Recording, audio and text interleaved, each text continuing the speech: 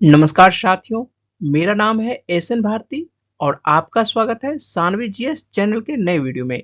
आज है 1 दिसंबर 2024। हम लोग 1 दिसंबर 2024 से जितने भी करंट अफेयर्स के महत्वपूर्ण क्वेश्चन बन सकते हैं, उस सभी पर डिस्कस करेंगे। पीडीएफ आप हमारे टेलीग्राम चैनल से डाउनलोड कर सकते हैं, जिसका लिंक मैंने इस वीडियो के डिस्क्रिप्शन में दे दिया है। तो आप इस लिंक पर जाकर टेलीग्राम चैनल ज्वाइन कर सकते हैं। चलिए शुरुआत करते हैं हम लोग पहले क्वेश्चन से। पहला क्वेश्चन है, रासायनिक युद्ध के सभी पीड़ितों के लिए स्मरण दिवस प्रतिवर्ष कब मनाया जाता है? तो रासायनिक युद्ध के सभी पीड़ितों के लिए स्मरण दिवस जो है प्रति वर्ष जो है 30 नवंबर को मनाया जाता है। संयुक्त राष्ट्र द्वारा साल 2005 के बाद से हर साल 30 नवंबर को रासायनिक युद्ध का शिकार हुए पीड़ितों की याद के दिन के रूप में मनाया जाता है। यह दिन रासायनिक युद्ध के शिकार लोगों को श्रद्धांजलि देने के साथ साथ शांति, सुरक्षा और बहुपक्षवाद के लक्ष्यों को प्रोत्साहित करने के लिए जरूरी रासायनिक हथियारों के खतरे को खत्म करने के लिए रासायनिक हथियारों के निषेध के संगठन की प्रतिबद्धता को दर्शाता है। रासायनिक युद्ध के सभी पीड़ितों के लिए पहला स्मरण दिवस जो है 2005 में आयोजित किया गया था। नेक्स्ट क्वेश्चन है, प्रधानमंत्री सूर्य घर मुफ्त बिजली योजना के अंतर्गत छतों पर सौर प्रणाली लगाने के मामले में कौन सा राज्य अग्रणी है? तो गुजरात राज्य जो है अग्रणी है। प्रधानमंत्री सूर्य घर मुफ्त बिजली योजना के अंतर्गत छतों पर सौर प्रणाली लगाने के मामले में जो है गुजरात सबसे अग्रणी राज्य है। प्रधानमंत्री सूर्य घर मुफ्त बिजली योजना में देश का कोई भी निवासी उपभोक्ता आवेदन कर सकता है। आवेदन करने के लिए जो है राष्ट्रीय पोर्टल www.pmsuryaghar.co.in पर जमा किए जा सकते हैं। और नाम आता है गुजरात का, तो हम लोग गुजरात के बारे में देख लेते हैं। तो गुजरात की राजधानी क्या है? तो गुजरात की राजधानी गांधीनगर है। और गुजरात के वर्तमान में मुख्यमंत्री कौन है? तो भूपेंद्र पटेल है। और राज्यपाल कौन है? तो राज्यपाल जो है गुजरात के आचार्य देवव्रत हैं। लोकसभा की कितनी सीटें गुजरात से आती है? तो 26 सीटें आती है।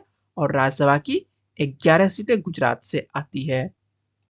नेक्स्ट क्वेश्चन है, हाल ही में राष्ट्रीय डाक प्रदर्शनी का आयोजन किस राज्य में किया गया है? तो राष्ट्रीय डाक प्रदर्शनी का आयोजन जो है बिहार में किया गया है।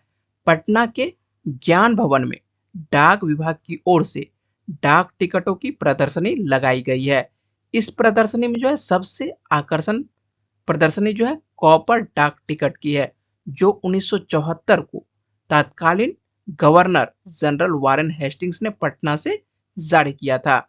यह डाक टिकट जो है दुनिया का सबसे पहला डाक टिकट बना था। इस प्रदर्शनी में जो है 156 विषयों पर डाक टिकटों का संग्रह प्रदर्शित किया गया है, जिनमें डाक टिकटों की संख्या जो है 12,000 से अधिक है। और नाम आता है बिहार का, तो हम लोग बिहार के बारे में देख लेते हैं। तो बिहार की राजधानी क्या है? बिहार की राजधानी पटना है। और वर्तमान में बिहार के मुख्यमंत्री कौन है? नीतीश कुमार है। और बिहार के जो राज्यपाल हैं वर्तमान में कौन है? राजेंद्र विश्वनाथ अर्लेकर है। लोकसभा की कितनी सीटें बिहार से आती है? तो 40 सीटें आती है। और राज्यसभा की 16 सीटें बिहार से आती है। तो याद रखिएगा, राष्ट्रीय डाक प्रदर्शनी का आयोजन कहाँ किया गया है? तो बिहार की राजधानी पटना के ज्ञान भवन में किया गया है। नेक्स्ट क्वेश्चन है, प्रधानमंत्री 9 दिसंबर को बीमा सखी योजना का शुभारंभ कहां करेंगे? तो प्रधानमंत्री के द्वारा जो है 9 दिसंबर को बीमा सखी योजना का शुभारंभ हरियाणा के पानीपत से किया जाएगा। बीमा सखी योजना क्या है? आइए इसके बारे में बात कर लेते हैं। तो बीमा सखी योजना जो है वित्तीय सुरक्षा और कौशल विकास के माध्यम से भारत भर में महिलाओं को सशक्त बनाने के उद्देश्य से बीमा सखी योजना की शुरुआत जो है 9 दिसंबर को प्रधानमंत्री के द्वारा किया जाएगा। और यह कहां से किया जाएगा? हरियाणा के पानीपत से इसका शुभारंभ किया जाएगा। यह पहल जो है वित्तीय सहायता, बीमा उत्पादों तक पहुंच और कौशल विकास के अवसर प्रदान करके महिलाओं के बीच आर्थिक भागीदारी और उद्यमशीलता को बढ़ावा देती है। इस महत्वपूर्ण आयोजन के लिए जो है हरियाणा के पानीपत को चुना गया है। तो याद रखिएगा, महिलाओं को सशक्त बनाने के उद्देश्य से बीमा सखी योजना लाया गया है, जिसका शुभारंभ जो है प्रधानमंत्री नरेंद्र मोदी के द्वारा 9 दिसंबर को किया जाएगा और इसका शुभारंभ कहां से किया जाएगा? तो हरियाणा के पानीपत से किया जाएगा। नेक्स्ट क्वेश्चन है, हाल ही में सेक्स वर्कर्स के लिए मातृत्व अवकाश और पेंशन का प्रावधान करने वाला पहला देश कौन सा बना है? यह जो बना है यूरोप का बेल्जियम देश बना है। बेल्जियम एक नया कानून लेकर आया है जिसके तहत अब सेक्स वर्कर्स भी जो है मैटरनिटी लीव यानी मातृत्व अवकाश ले पाएंगी। ये उनके रोजगार का अनुबंध का हिस्सा होगा। इतना ही नहीं, सेक्स वर्कर्स स्वास्थ्य बीमा, पेंशन, सिक लीव जैसी अन्य सुविधाएं भी पाने के हकदार होंगे। यानी उनके काम को किसी दूसरी नौकरी की तरह ही समझा जाएगा। सेक्स वर्कर्स के लिए रोजगार से जुड़े अधिकार देना और अनुबंध देना संभवतः दुनिया में पहली बार किसी देश ने किया है।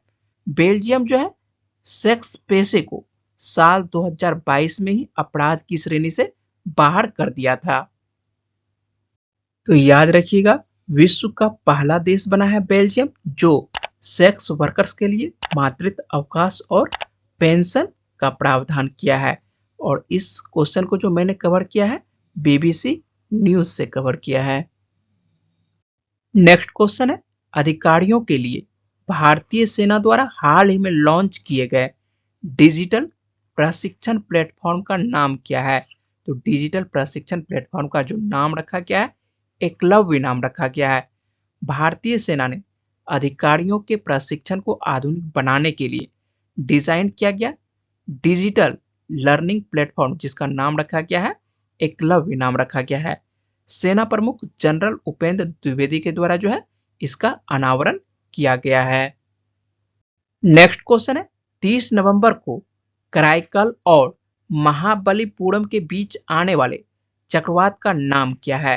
तो चक्रवात का जो नाम रखा गया है फेंगल चक्रवात नाम रखा गया है। क्या नाम रखा गया है? फेंगल चक्रवात। फेंगल जो है तमिलनाडु और पुदुचेरी के तटों पर जो है दस्तक दे दी है। इसके कारण भारी बारिश हो रही है और तेज हवाएं चल रही है। फेंगल जो नाम रखा गया है किस देश के द्वारा रखा गया है? तो फेंगल जो नाम दिया गया है सऊदी अरब के द्वारा दिया गया है। इसके बाद जो अगला चक्रवात अब होगा उसका नाम रखा जाएगा शक्ति नाम रखा जाएगा। तो नाम जो है रखा गया है और जो भी चक्रवात आने वाले दिनों में अगला नेक्स्ट चक्रवात होगा उसका नाम शक्ति होगा। और यह जो है किस देश के द्वारा रखा गया है? शक्ति का नाम जो है श्रीलंका के द्वारा दिया गया है। ठीक है, तो याद रखिएगा फेंगल नाम दिया गया है सऊदी अरब के द्वारा। और आने वाले दिनों में यदि कोई चक्रवात आता है उत्तरी हिंद महासागर में तो उसका नाम रखा जाएगा शक्ति नाम रखा जाएगा और यह नाम जो है श्रीलंका के द्वारा दिया गया है। उत्तरी हिंद महासागर में चक्रवातों का नाम जो है विश्व मौसम विज्ञान संगठन के सदस्यों और एशिया और प्रशांत क्षेत्र के लिए संयुक्त राष्ट्र आर्थिक और सामाजिक आयोग पैनल के द्वारा रखा जाता है। तो नाम किसके द्वारा रखा जाता है? तो याद रखिएगा विश्व मौसम संगठन के सदस्यों और एशिया और प्रशांत क्षेत्र के लिए संयुक्त राष्ट्र आर्थिक और सामाजिक आयोग के पैनल के द्वारा रखा जाता है।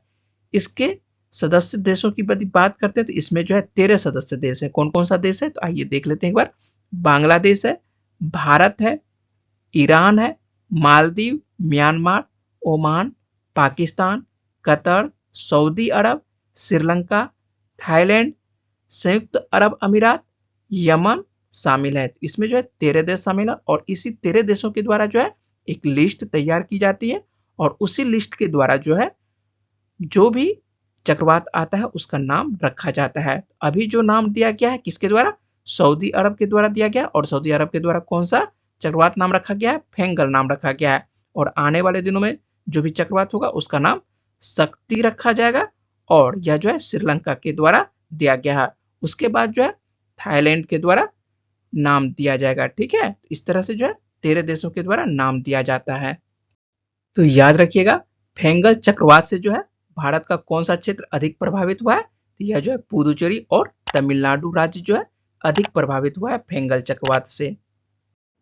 नेक्स्ट क्वेश्चन है, हाल ही में K4 बैलिस्टिक मिसाइल का परीक्षण किस पनडुब्बी से किया गया है? तो INS अड़ीघाट से किया गया है। भारत ने बंगाल की खाड़ी में परमाणु ऊर्जा से चलने वाली INS अड़ीघाट पनडुब्बी से लगभग 3,500 किलोमीटर की रेंज वाली परमाणु सक्षम K4 बैलिस्टिक मिसाइल का परीक्षण किया है। यह सफल परीक्षण जो भारत की परमाणु प्रतिरोधक क्षमताओं को मजबूत करता है, जो भूमि, वायु और समुद्र के नीचे से परमाणु मिसाइलों को लॉन्च करने की इसकी क्षमता को प्रदर्शित करता है। INS अड़ीघाट पूरी तरह से स्वदेशी प्रणालियों वाली एक अत्याधुनिक पनडुब्बी है। तो याद रखिएगा, K4 बैलिस्टिक मिसाइल का परीक्षण जो है किस पनडुब्बी से किया गया है? तो INS अड़ीघाट से किया गया है। ये जो आप चित्र देख रहे हैं और ये जो पनडुब्बी आपको दिखाई पड़ रहा है, यही है पनडुब्बी INS अड़ीघाट, और इसी पनडुब्बी से जो है K4 बैलिस्टिक मिसाइल का सफल परीक्षण किया गया है। नेक्स्ट क्वेश्चन है, steel authority of India limited ने किस कंपनी के साथ एक समझौता ज्ञापन पर हस्ताक्षर किया है? तो steel authority of India limited ने जो है जॉन कॉकरेल इंडिया लिमिटेड के साथ समझौता किया है। जॉन कॉकरेल, जिसका पूर्व में जो नाम था कॉकरेल मेंटेनेंस एंड इंजीनियरिंग नाम था, यह एक मैकेनिकल इंजीनियरिंग समूह है जिसका मुख्यालय शेरिंग बेल्जियम में है। यह कंपनी जो है स्टील प्लांट, औद्योगिक हीट रिकवरी उपकरण और बॉयलर के साथ साथ संटिंग, लोकोमोटिव और सैन्य उपकरणों के लिए मशीनरी का उत्पादन करता है। नेक्स्ट क्वेश्चन है, हाल ही में अंतर्राष्ट्रीय पर्यटन मार्ट का आयोजन कहां किया गया है? तो अंतर्राष्ट्रीय पर्यटन मार्ट का आयोजन जो है असम के कांजीरंगा नेशनल पार्क में किया गया है। देश के पूर्वोत्तर भारत में पर्यटन को बढ़ावा देने के उद्देश्य से अंतर्राष्ट्रीय पर्यटन मार्ट को असम के काजीरंगा में किया गया है। इसका आयोजन जो है पर्यटन मंत्रालय के द्वारा जो है प्रतिवर्ष किया जाता है, और वर्तमान में जो है केंद्रीय पर्यटन और संस्कृति मंत्री कौन है? तो श्री गजेंद्र सिंह शेखावत हैं, और नाम आता है असम का। तो हम लोग असम के बारे में देख लेते हैं। असम की राजधानी क्या है? तो असम की राजधानी दिसपुर है, और वर्तमान में मुख्यमंत्री कौन है? तो हेमंत बिस्वा शर्मा है। राज्यपाल कौन है असम के? तो असम के राज्यपाल जो है लक्ष्मण प्रसाद आचार्य हैं। लोकसभा की कितनी सीटें असम से आती है? तो 14 सीटें आती है, और राज्यसभा की 7 सीटें आती है असम से। पिछले वीडियो में मैंने आप लोगों से प्रश्न पूछा था, हाल ही में झारखंड के नए मुख्यमंत्री के रूप में किसने शपथ ली है? तो झारखंड मुक्ति मोर्चा के नेता हेमंत सोरेन ने चौथी बार झारखंड के मुख्यमंत्री के रूप में शपथ ली है, और ये झारखंड के 14वें मुख्यमंत्री बने हैं। झारखंड मुक्ति मोर्चा के नेतृत्व वाले इंडिया गठबंधन ने 81 विधानसभा सीटों में जो है 56 सीटें प्राप्त की है। तो इस तरह से जो है झारखंड के नए मुख्यमंत्री कौन बने हैं? हेमंत सोरेन बने हैं। तो इसका सही जवाब क्या हो जाएगा? सी हो जाएगा, हेमंत सोरेन। और अधिकांश छात्रों ने इस प्रश्न का जवाब जो है कमेंट बॉक्स में सही दिए हैं। हम लोग आज का प्रश्न देख लेते हैं। 55वें भारतीय अंतर्राष्ट्रीय फिल्म महोत्सव में सर्वश्रेष्ठ फिल्म का गोल्डन पीकॉक पुरस्कार किस फिल्म को मिला है? इसका सही जवाब क्या है वो जल्दी से आपको कमेंट बॉक्स में बताना है। और मुझे उम्मीद है कि इस वीडियो में मैंने जितने भी इंपॉर्टेंट क्वेश्चन पर बात की है वो पॉइंट्स आपको समझ में आए होंगे। अगर आपको वीडियो अच्छी लगी तो वीडियो को लाइक करिएगा, शेयर करिएगा, और अपने दोस्तों को वीडियो के बारे में बताइएगा। और चैनल को यदि सब्सक्राइब नहीं किए हैं तो चैनल को सब्सक्राइब कर लीजिएगा, जिससे कि आपको प्रत्येक दिन करंट अफेयर्स मिलता रहे। चलिए मिलते हैं आप लोगों से अगली वीडियो में। तब तक के लिए अपना ख्याल रखिएगा, पढ़ते रहिए। वीडियो में बने रहने के लिए बहुत बहुत शुक्रिया, धन्यवाद।